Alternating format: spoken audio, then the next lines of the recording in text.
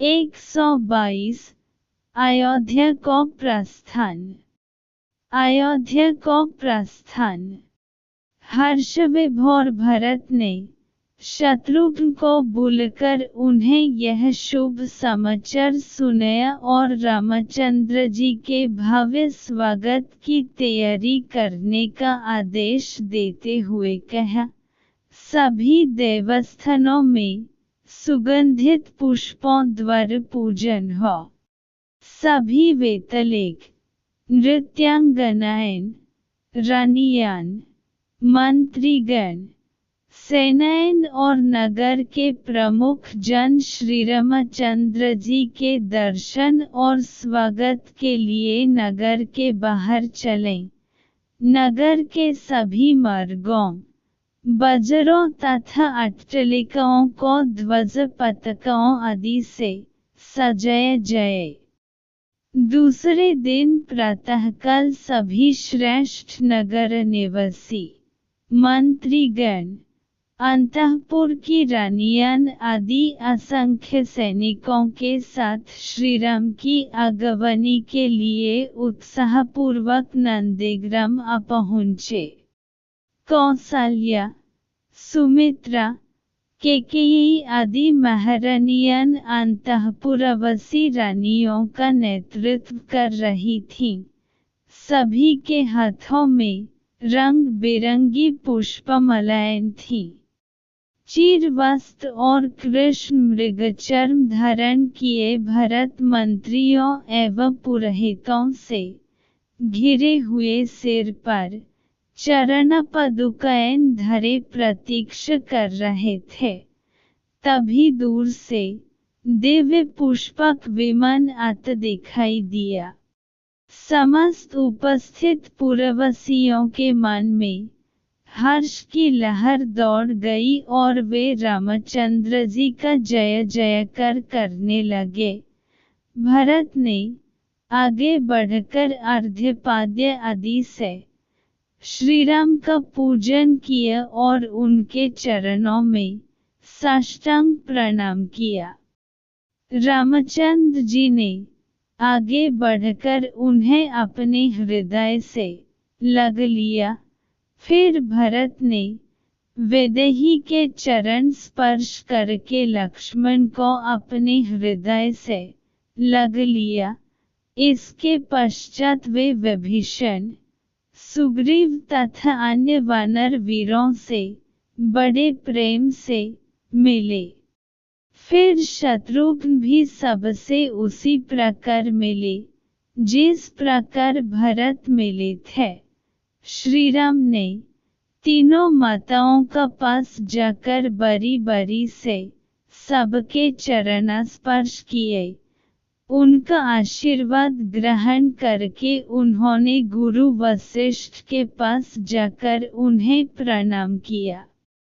उधर सब नागरिक उच्च स्वर में उनका अभिनंदन, स्वागत और जय जयकार कर रहे थे।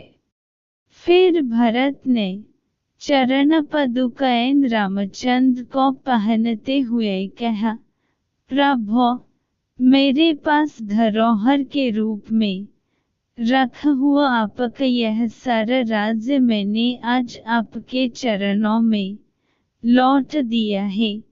आज मेरा जन्म सफल हो गया। आपके प्रताप से राज्य का कोष, सेना आदि सब पहले से 10 गुना हो गया है।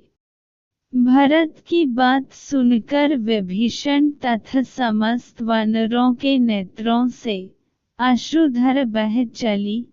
विमान को कुबेर के पास लौट जाने का आदेश देकर रामचंद्र जी गुरुवर वशिष्ठ जी के पास आकर बैठ गए। भरत ने विनयपूर्वक श्रीराम से कहा, रघुनंदन, अब सबकी यह इच्छा है कि सब लोग आपका शीघ्र से शीघ्र राज्याभिषेक देखें।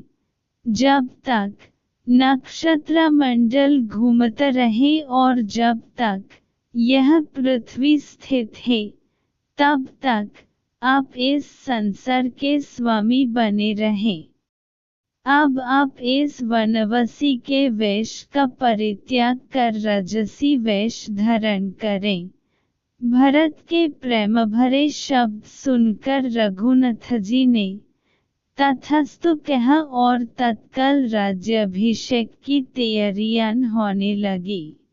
सीता, लक्ष्मण, भरत, शत्रुघ्न, समस्त रानियां, विभीषण, सुग्रीव तथा अन्य वानरों ने भी सुंदर वस्त्रभूषण धारण किए, राजसी वेश धारण कर रामचंद्र जी नगर की ओर चले। भरत सारथी बनकर उनका रथ चल रहे थे। शत्रुघ्न ने छत्र लग रखा था। लक्ष्मण रामचंद्र जी के मस्तक पर चंवर डुल रहे थे। एक और लक्ष्मण और दूसरी ओर विभीषण खड़े थे। उन्होंने श्वेत चंवर हाथ में ले रखे थे। वानरराज सुग्रीव शत्रुंजय नामक गज पर सवार थे।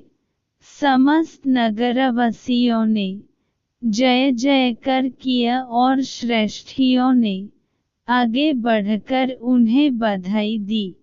फिर पुरवासी उनके पीछे पीछे चलने लगे। श्रीराम के अभिषेक के लिए चारों समुद्रों और समस्त पवित्र सरिताओं का जल मंगवाया गया। वशिष्ठ जी ने सीता सहित श्रीराम को रत्नजटित चौकी पर बैठाया। फिर वशिष्ठ, वामदेव, जावली, काश्यप, कात्यायन, सुयज, गौतम और विजय ने उनका अभिषेक किया। फिर अन्य मंत्रियों, सेनापतियों, श्रेष्ठियों आदि ने उनका अभिषेक किया। उस समय श्रीराम ने ब्राह्मण को गौएं, स्वर्ण मुद्राएं, बहुमूल्य आभूषण तथा वस्त्रादि बांटे। फिर उन्होंने विभीषण, सुग्रीव, अंगद तथा अन्य वानरों को भी उपहार दिए। सीता जी ने अपने गले का हार उतारकर स्नेहपूर्वक पवनपुत्र को दिया। फिर सभी वानरादि विदा होकर अपने अपने स्थानों को चले गए। राज्य करते हुए राजा रामचंद्र ने 100 अश्वमेघ यज्ञ तथा पौंडरी एवं वाजपेय यज्ञ किए। रामराज्य में चोरी, दुराचरण, वैधव्य, बल, मृत्यु आदि की घटनाएं कभी नहीं हुई। सारी प्रजा धर्म में रत रहती थी। इस प्रकार राम ने 11,000 वर्ष तक राज्य किया। वाल्मीकि रामायण लंकाकांड समाप्त।